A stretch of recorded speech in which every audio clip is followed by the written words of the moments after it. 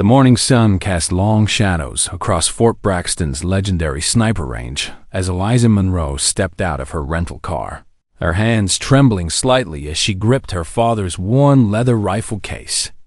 At 34, she had spent years working as a civilian defense contractor, but nothing had prepared her for this moment.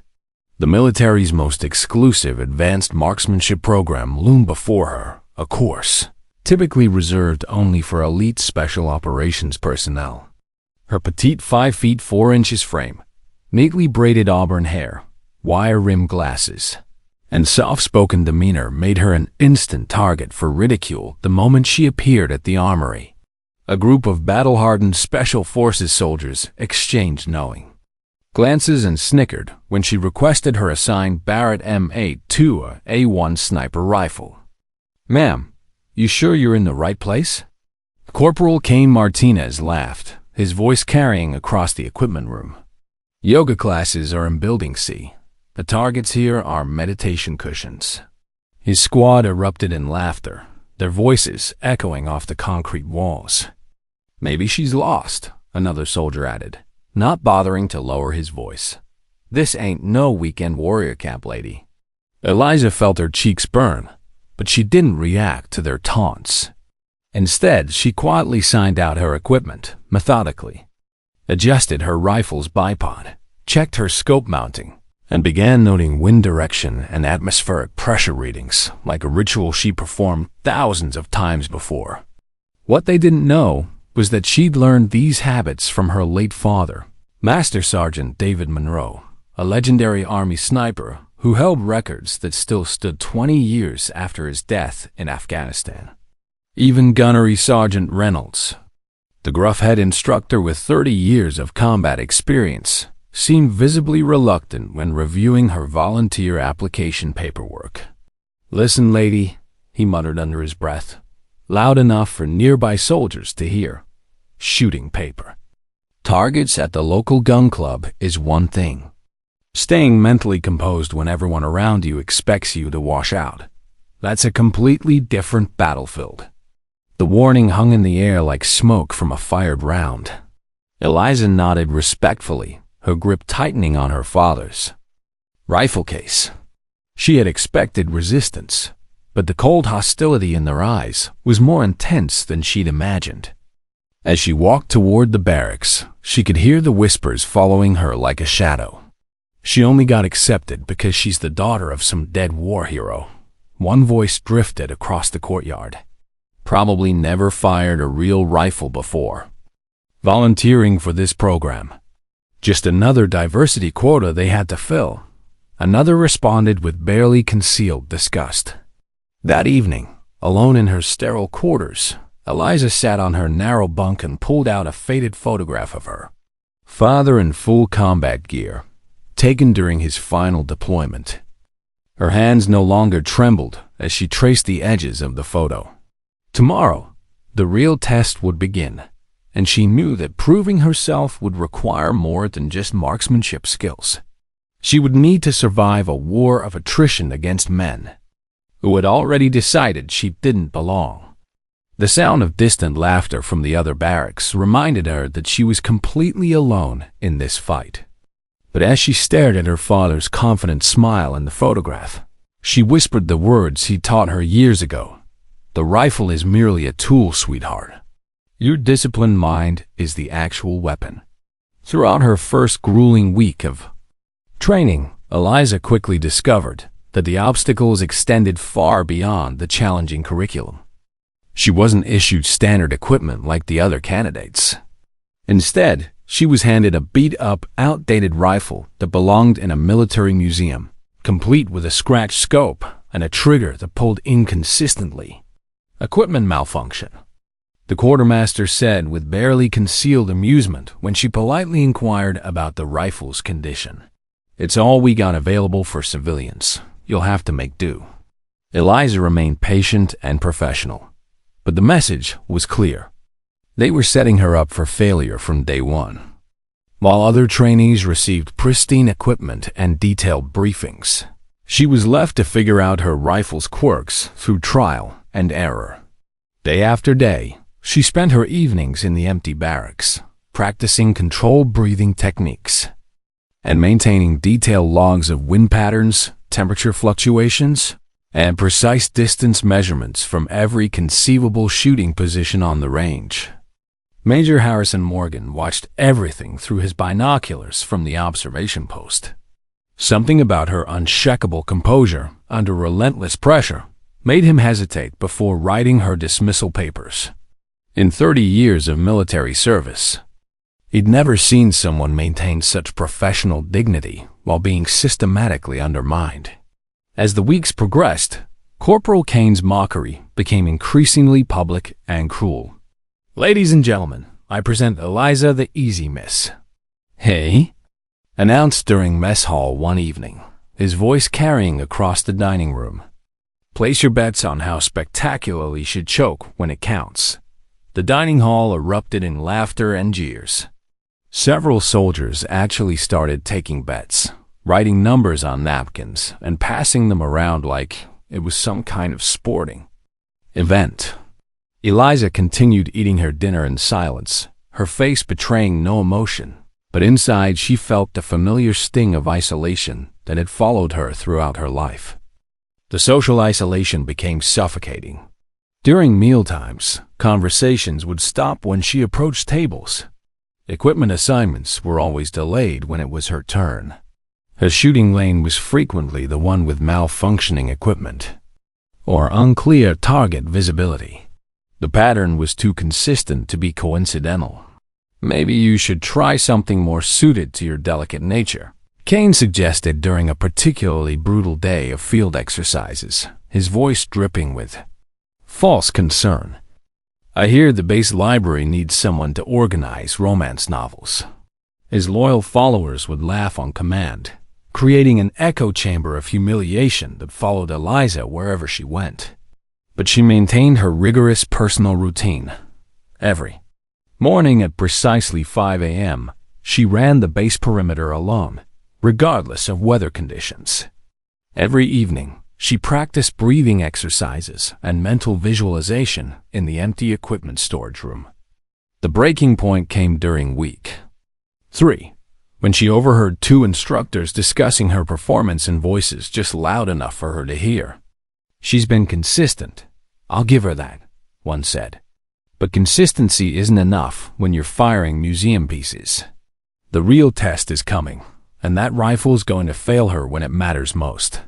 That night, Eliza sat in her quarters, staring at her father's photograph.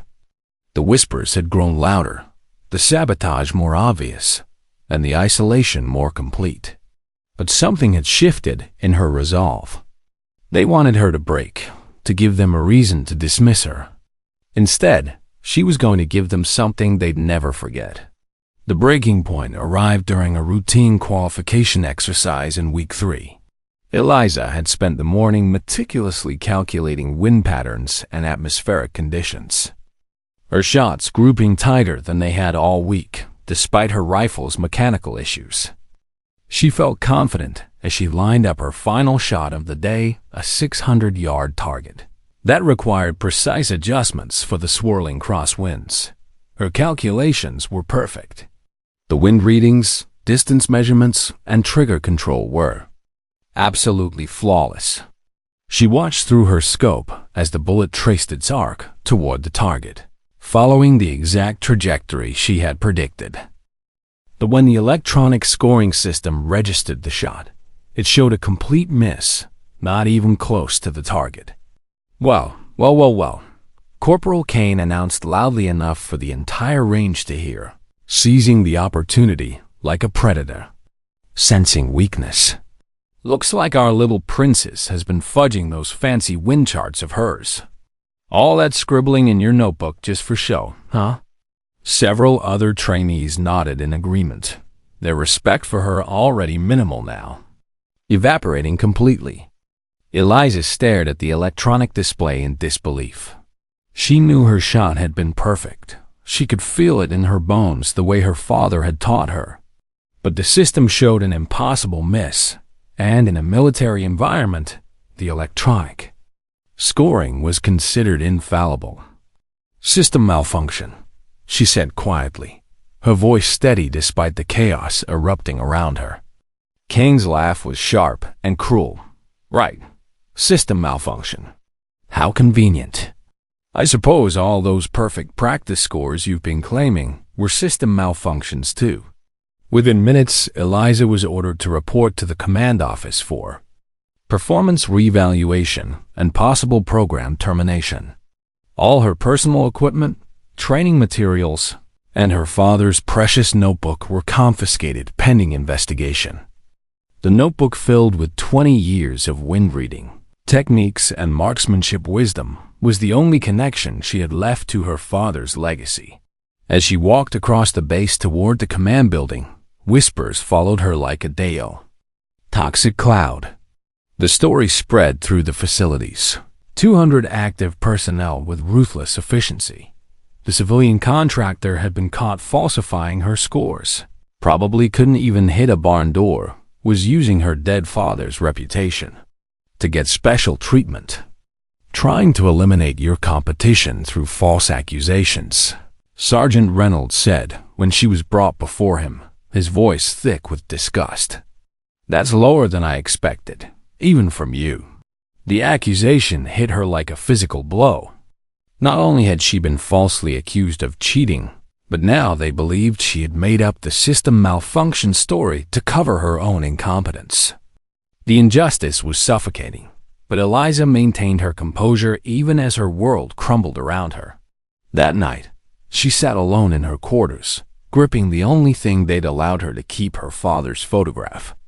The isolation was complete now. She had no allies, no equipment, and no credibility. Tomorrow, she would likely be dismissed from the program in disgrace, her father's legacy tarnished by association. But as she stared at his confident smile in the photo, she remembered something he'd told her during their last conversation before his final deployment. "Sometimes, sweetheart, the universe tests us not to break us, but to show us what we're truly made of." Sleep eluded Eliza that night as she lay in her narrow bunk, staring at the ceiling and replaying the day's events. Something about the system malfunction felt orchestrated, too convenient for Kane's immediate mockery. She had been around military equipment long enough to recognize the difference between random failure and deliberate sabotage. Around 2 a.m., she gave up on sleep and decided to take a walk to clear her head. The base was quiet except for the distant hum of generators and the occasional footsteps of patrol guards. As she walked back from the latrine, she heard something that made her freeze. The distinct crack of unauthorized gunfire echoing from the restricted training area. Through a gap in the chain-link fence, she witnessed Kane's inner circle conducting illegal after-hours practice sessions. They were using prohibited armor-piercing ammunition, the kind that was strictly regulated and accounted for. But what caught her attention most was the electronic equipment they had set up. A signal jamming device positioned near the same target system that had malfunctioned during her test. Her heart raced as the pieces fell into place. They hadn't just been sabotaging her equipment. They had been manipulating the electronic scoring system to make her shots register as misses. The technology was sophisticated, probably military-grade gear that Kane had access to through his connections.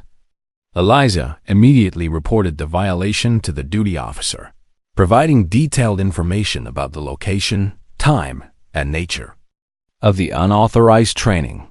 She described the equipment she had observed and the prohibited ammunition being used. The duty officer, Staff Sergeant Williams, took her report seriously and promised a full investigation first thing in the morning. But when investigators arrived at the restricted area the next morning, no evidence remained.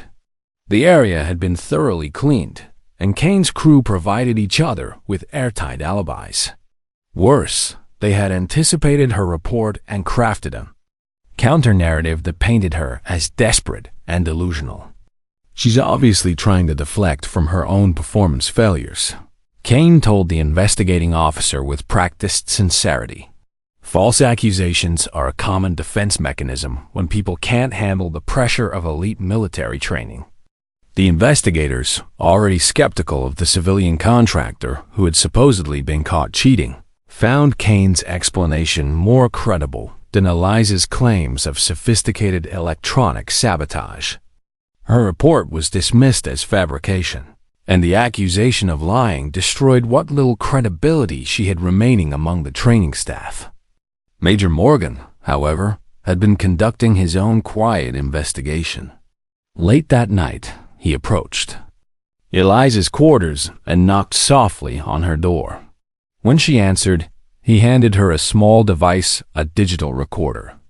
"I can't officially help you," he said quietly, glancing around to ensure they weren't being observed.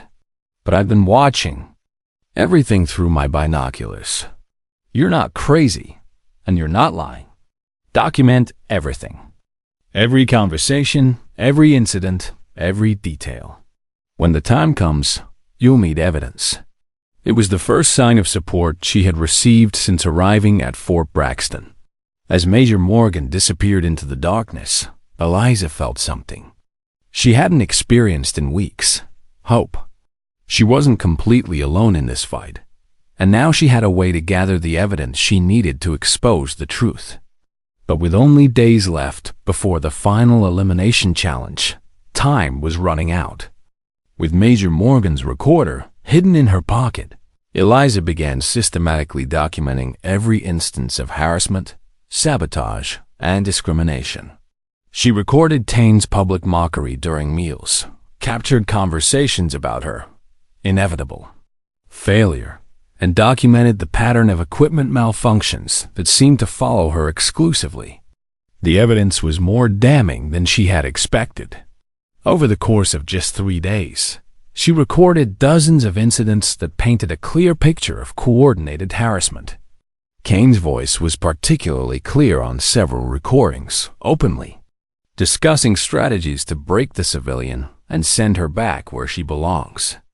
But Eliza needed more than just evidence of harassment. She needed proof of the technical sabotage. Late one evening, she returned to the gap in the fence where she had witnessed the illegal training session. Using her smartphone's camera, she photographed residual equipment marks in the dirt and collected several pieces of spent ammunition, casings that had been overlooked during the cleanup. The ammunition casings were a crucial piece of evidence. They were clearly marked with serial numbers that could be traced back to specific military supplies. If she could prove that Kane's group had been using prohibited ammunition, it would validate her initial report and demonstrate that they had the technical capability to manipulate electronic systems. During her research in the base library, Eliza discovered something that made her pulse quicken: Military Regulation 15-6, which outlined specific procedures for investigating misconduct and provided protections for whistleblowers. The regulation clearly stated that civilian contractors were entitled to the same protections as military personnel when reporting violations. More importantly, she found a section that addressed electronic system tampering, a violation that carried severe penalties, including court-martial for active duty personnel. If she could prove that Kane's group had been manipulating the scoring systems, they would face serious consequences. The breakthrough came when she overheard a conversation between two of Kane's associates in the equipment room. They were discussing the frequency adjustment they would need to make for the final elimination challenge, referring to electronic equipment in terms that suggested ongoing manipulation of the scoring systems. "The civilian's final shot tomorrow," one of them said, unaware that Eliza was listening from the adjacent storage room. "Make sure the interference is clean. Can't have any anomalies that trace back to us." Eliza's hand shook as she recorded the conversation. This was direct evidence of their plan to sabotage her final qualifying shot, the one that would determine whether she remained in the program or was dismissed permanently. That evening, she compiled all her evidence into a comprehensive report: audio recordings, photographs, ammunition casings, and a detailed timeline of incidents. She had built an airtight case that would expose the conspiracy against her, but she faced a crucial decision about timing. If she presented the evidence before the final elimination challenge, she might be able to prevent the sabotage, but would likely face immediate retaliation. If she waited until after the challenge, she risked being eliminated from the program before she could present her case. As she stared at her father's photograph that night, Eliza made her decision. She would take the final shot with her sabotaged equipment, knowing that Kane's group would try to electronically manipulate the results. But this time, she would be ready for them. Major Morgan's recorder would capture everything, and her evidence would expose the truth regardless of what the electronic scoring system showed. The final elimination challenge was announced with ceremonial gravity. Each remaining candidate would face a single maximum difficulty shot at a specially designed target. Miss it, and face immediate dismissal from the program with a permanent ban from reapplication. One bullet, one opportunity, one chance to prove you belong here, Sergeant Reynolds announced to the assembled candidates. Failure means you leave this installation immediately and never return. The target was a specially manufactured reinforced steel plate measuring 12 inches in diameter, positioned at exactly 950 yards with unpredictable crosswinds gusting up to 15 miles per hour. 23 candidates remained from the original 50 volunteers, and the shooting order would be determined by previous performance rankings. Kane, currently ranked first in the program, would shoot early to set the competitive standard. Eliza, ranked dead last due to her equipment malfunction incident, would shoot final exactly where Kane's group wanted her. The night before the challenge, Eliza made her final preparations. She had spent weeks learning every inconsistency in her sabotaged rifle, mapping its mechanical flaws with scientific precision. If the electronic scoring system was going to be manipulated, she would need to rely on visual confirmation and witness testimony. She also made a decision that surprised everyone. She requested permission to invite her father's former commanding officer, Colonel James Patterson, to observe the final challenge. Patterson, now retired but still living near the base, had agreed to attend as her personal guest.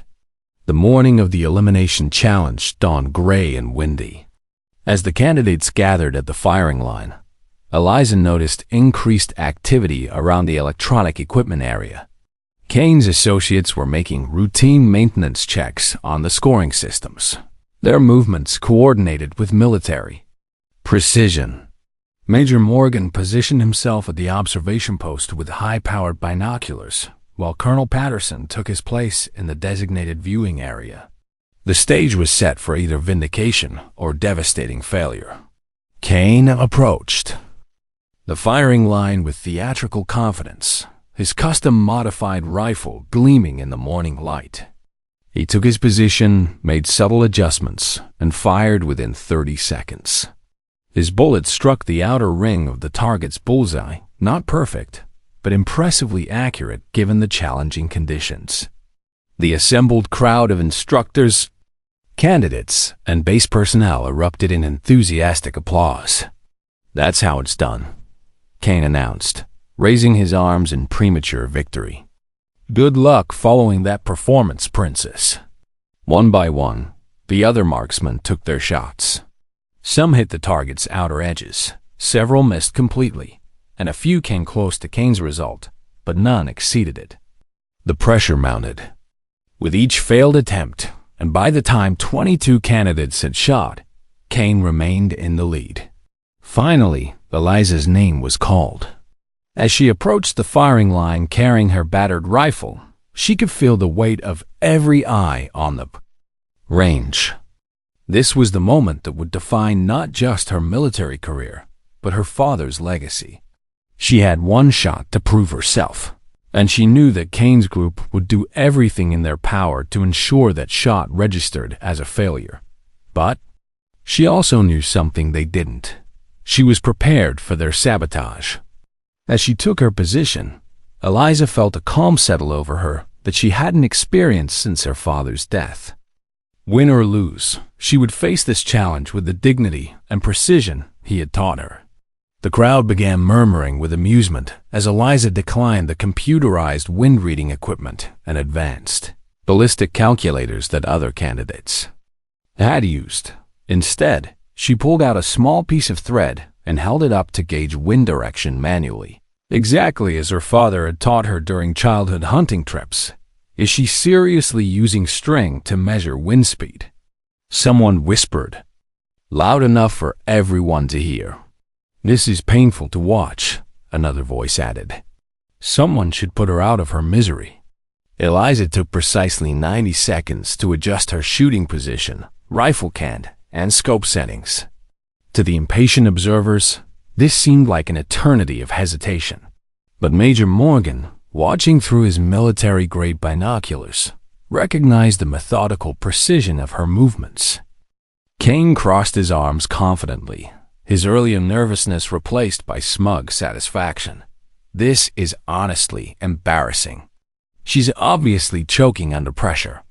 Unknown to the crowd, Eliza was performing calculations that went far beyond simple wind measurement.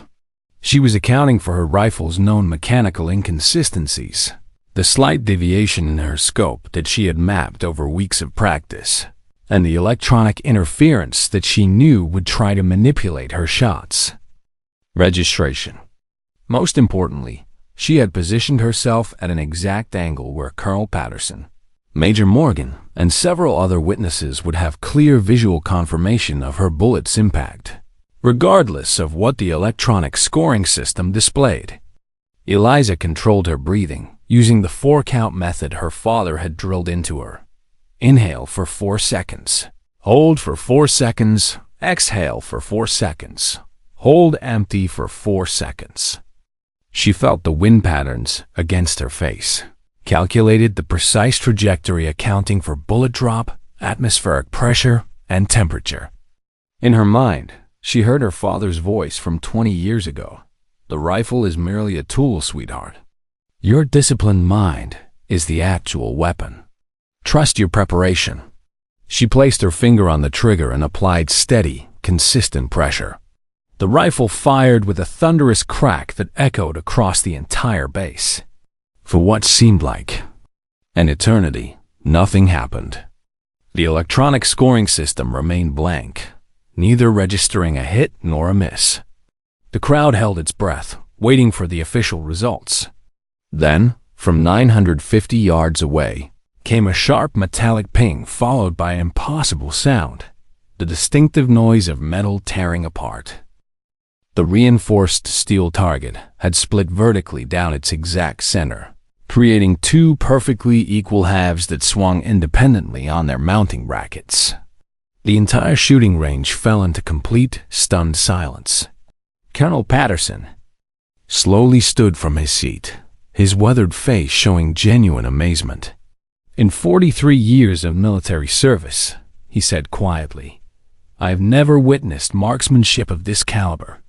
Major Morgan lowered his binoculars, his expression shifting from professional observation to something approaching awe. Precision to the molecular level, he whispered. But the electronic scoring system still showed no reading, neither hit nor miss. The sabotage was in full effect, but this time it didn't matter. Every person on the range had witnessed the impossible, shot with their own eyes. Kane stood frozen, his confident expression replaced by shock and grudging respect.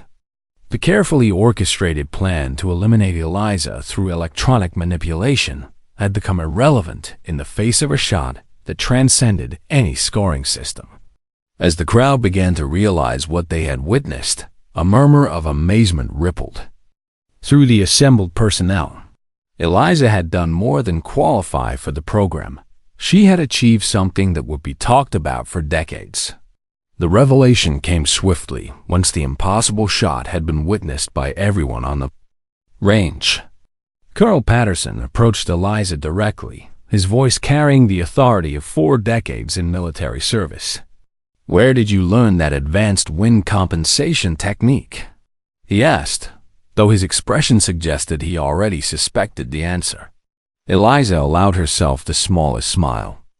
Ghost Division, 1st Battalion. My father's unit in Afghanistan.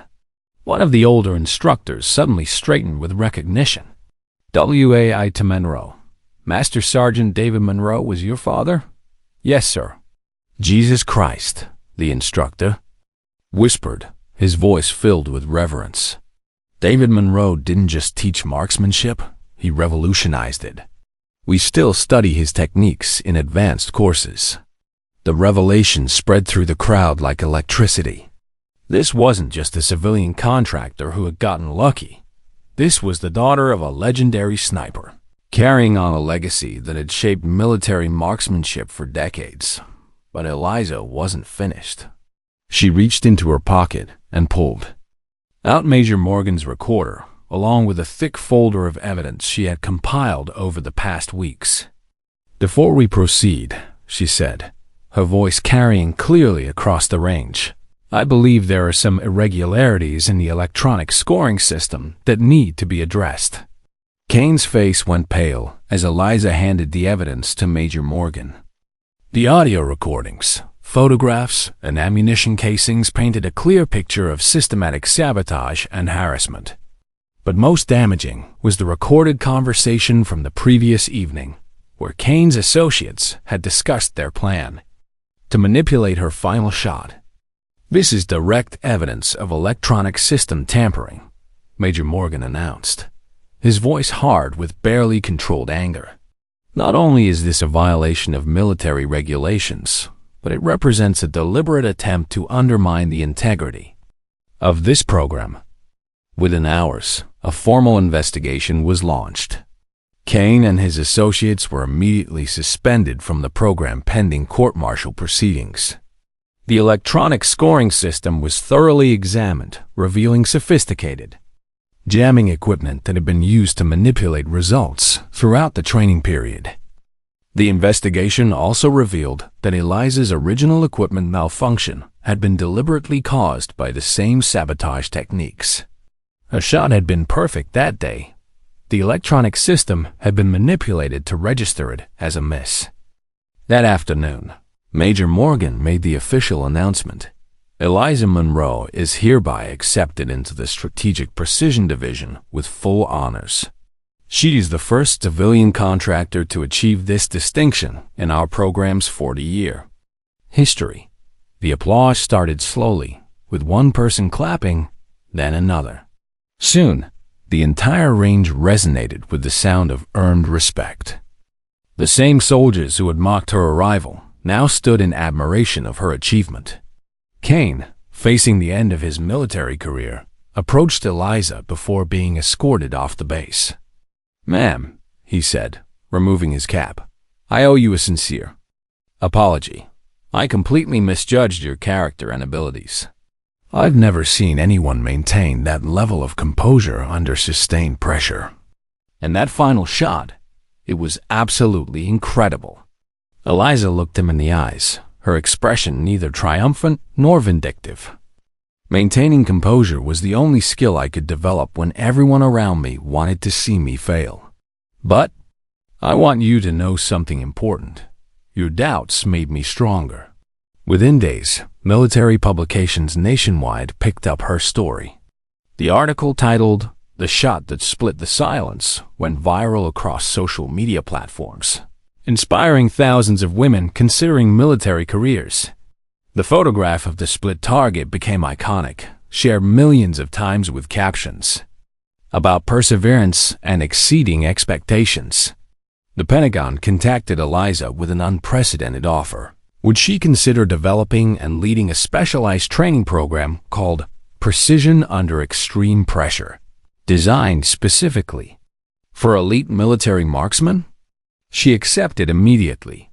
At the program's inaugural ceremony, Eliza stood before 60 of America's most accomplished snipers and special operations personnel.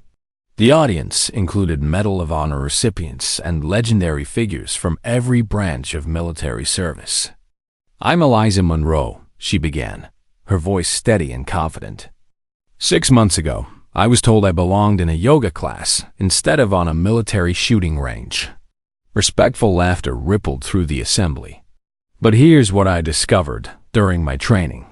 The most powerful weapon you possess isn't your rifle, your scope, or your ammunition. It's your ability to remain calm when everyone expects you to break. She held up her father's worn notebook, now returned to her possession and destined to become the foundation of a new training methodology. Every insult, every dismissive comment, every moment someone expected me to quit, I documented it all. Not for revenge, but as motivation fuel. Because when you're consistently underestimated, you develop something that others lack. The element of surprise, combined with unshakable determination. The room was completely silent, hanging on every word. Sometimes, Eliza continued, the quietest person in the room makes the loudest impact. Sometimes, the most underestimated becomes the most unforgettable. And sometimes, one perfect shot changes everything. As she looked out at the faces of America's elite warrior soldiers, who now viewed her as an equal and a teacher, Eliza felt her father's presence as clearly as if he were standing beside her. She had needed only one bullet, but her target wasn't just steel. She had shattered stereotypes with surgical precision, split prejudice cleanly down the middle, and created an echo that would resonate forever. The reinforced steel target had been destroyed. But what she had actually shattered was the barrier that said she didn't belong. And in doing so, she had opened the door for countless others who would follow in her footsteps. Her father's legacy lived on, not just in the techniques she taught, but in the proof that determination, precision, and unshakable composure could overcome any obstacle, even when the odds seemed impossible. The shot that split the target in half had changed everything, but it was just the beginning of a legacy that would inspire generations of marksmen to come. If you enjoyed this story, don't forget to hit the subscribe button and become a part of our Everyday Life Stories community. Where are you watching from? Drop a comment below. We love hearing from our amazing viewers around the world.